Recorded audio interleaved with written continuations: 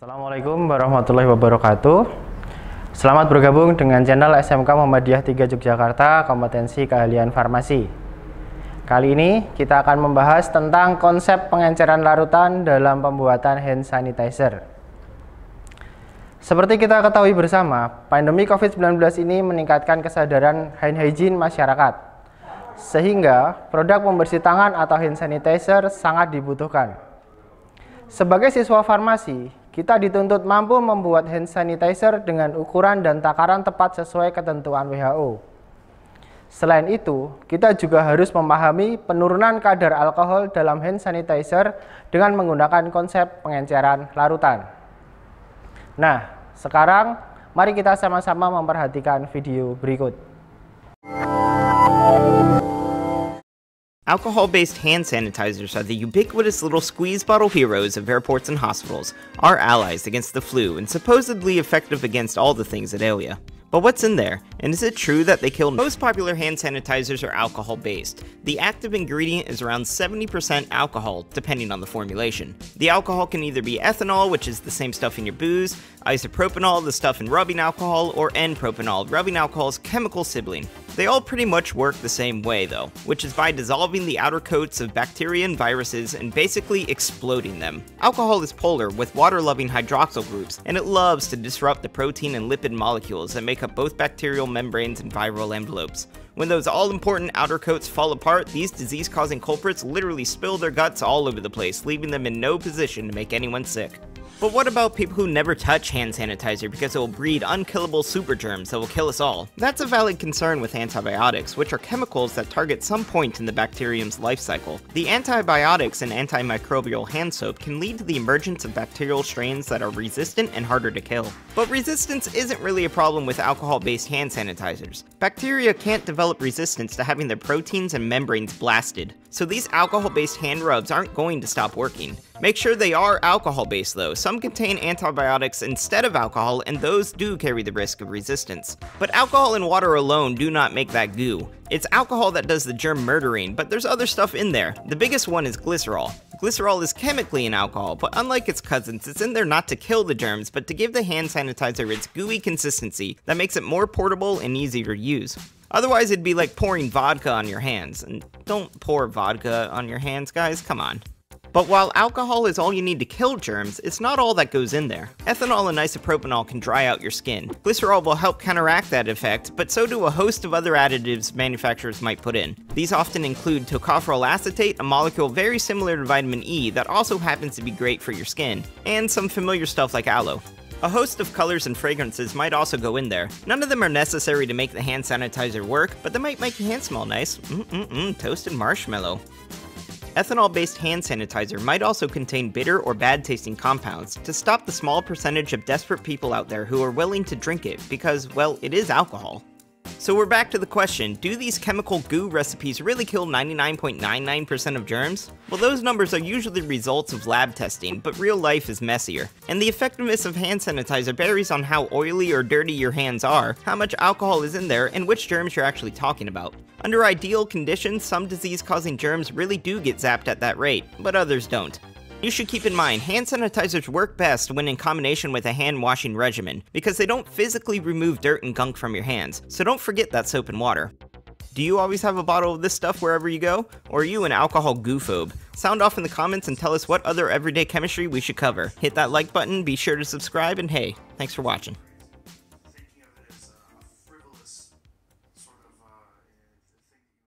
Untuk bahan-bahan yang diperlukan dalam pembuatan 100 ml hand sanitizer adalah: yang pertama, kita memerlukan alkohol sebagai zat aktif dari hand sanitizer ini. Kita menggunakan alkohol 96% sebanyak 83 ml. Berikutnya, gliserin sebanyak 3 ml. Zat berikutnya hidrogen peroksida atau H2O2 dengan konsentrasi 3% sebanyak 4 ml. Untuk menambahkan volume hingga 100 ml kita gunakan aquader.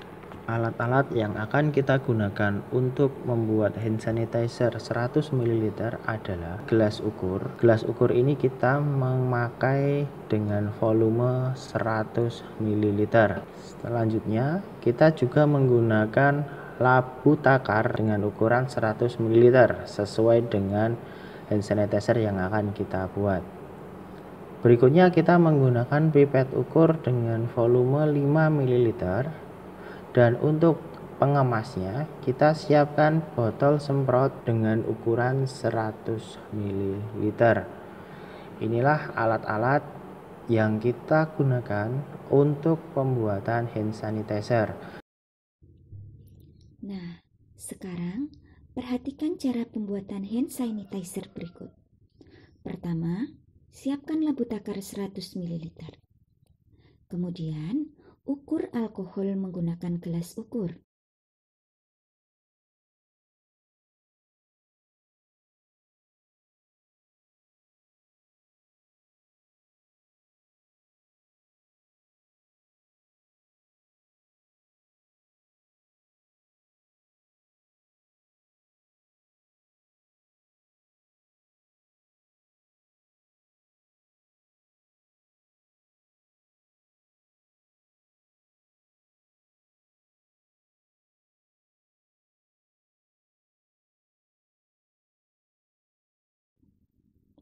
Setelah itu, masukkan alkohol ke dalam labu takar 100 ml.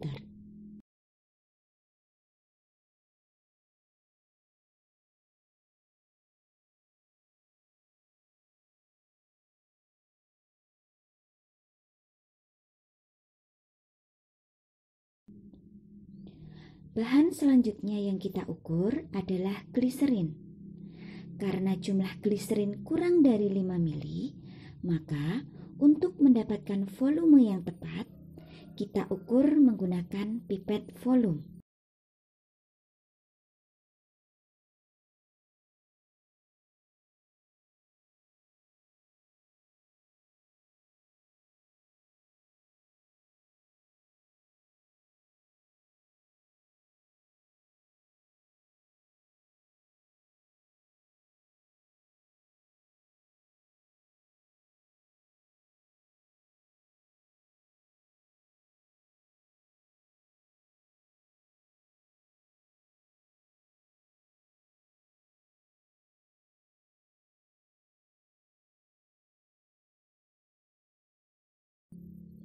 Setelah itu, masukkan ke dalam labu takar yang sudah berisi alkohol.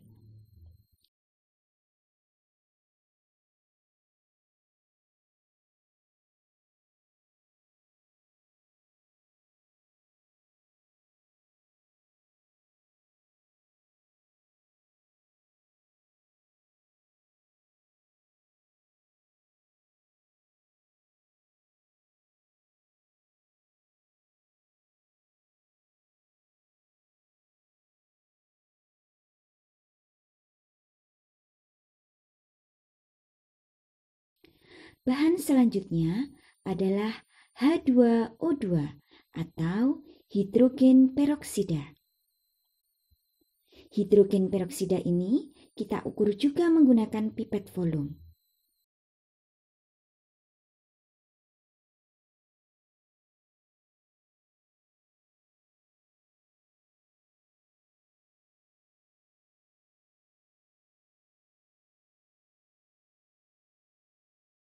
Kemudian, masukkan dalam labu takar yang sudah berisi alkohol dan gliserin.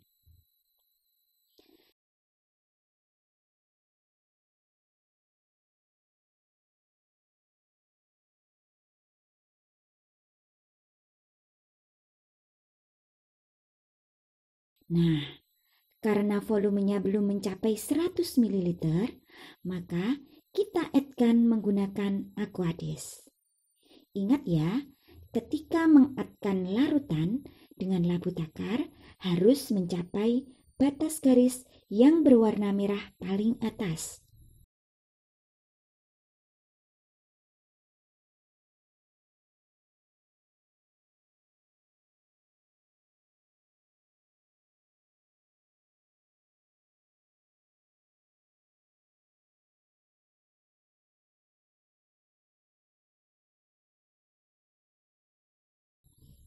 Setelah itu, hand sanitizer yang sudah jadi, kita pindahkan dalam botol semprot 100 ml yang sudah kita siapkan.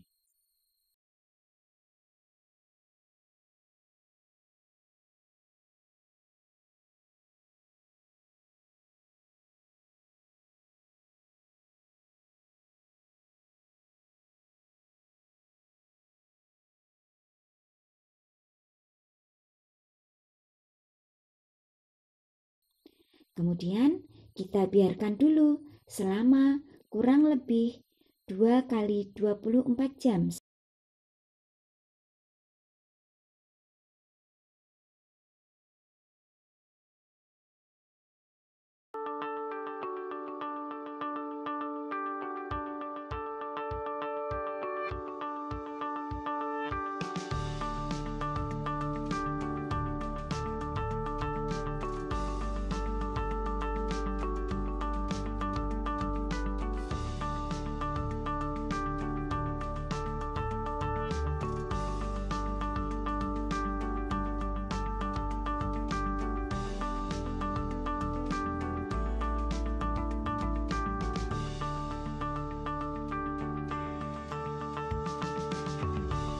In this video, I'm going to explain what the C1V1 equals C2V2 equation means. So C1V1 equals C2V2 is actually short for C1 multiplied by V1 equals C2 multiplied by V2. But what do they mean? So C1 indicates the starting concentration, V1 indicates the starting volume, C2 equals the final concentration, and V2 stands for the final volume. So essentially what it means is the starting concentration multiplied by the starting volume is always the same as the final concentration multiplied by the final volume. So you can use this equation to work out something that you don't know. So if you have 3 of the 4 variables in this equation, you can work out the other one. So let's take an example. Say we wanted to work out the starting concentration of something, and we know what the starting volume is, the final concentration and the final volume. To do this, all we have to do is rearrange the equation to take the V1 over to the other side. Therefore, you would then divide by V1. So the starting concentration would therefore equal the final concentration multiplied by the final volume divided by the starting volume. If we wanted to work out the final volume of something, you would then take C2 over to the other side. Now let's look at an example.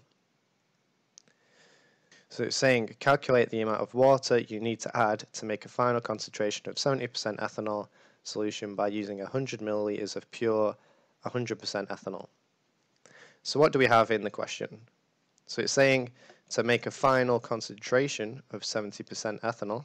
So this would be C2 by using 100 milliliters of pure ethanol. So the 100 milliliters would obviously be the starting volume. So that's V1. And then the concentration of this starting ethanol solution is 100%. So this would be C1. Basically, we need to calculate using the C1V1 equation what V2 equals. Again, putting all this into the equation comes out like this. So we just need to take this 70 across to the other side. So we divide that by 70. Again, doing 100 times 100 is 10,000. And then doing 10,000 divided by 70 equals 142.9. The 142.9 is the final volume of the solution. But the question is saying calculate the amount of water you need to add to make this solution by using 100 milliliters of ethanol. So all you would do is you would do 142.9 minus 100, which equals 42.9 milliliters, and this would be the amount of water you would then need to add to make a final concentration of 70% ethanol. So now you know how to use the C1V1 equals C2V2 equation. Baik, tadi kita sudah menyimak video pembuatan hand sanitizer dan konsep pengenceran larutan. Nah, nanti Kalian akan ada soal yang harus kalian jawab dan kerjakan terkait pengenceran larutan di e-learning. Tetap semangat belajar, jaga kesehatan, tetap stay at home, and study from home. Wassalamualaikum warahmatullahi wabarakatuh.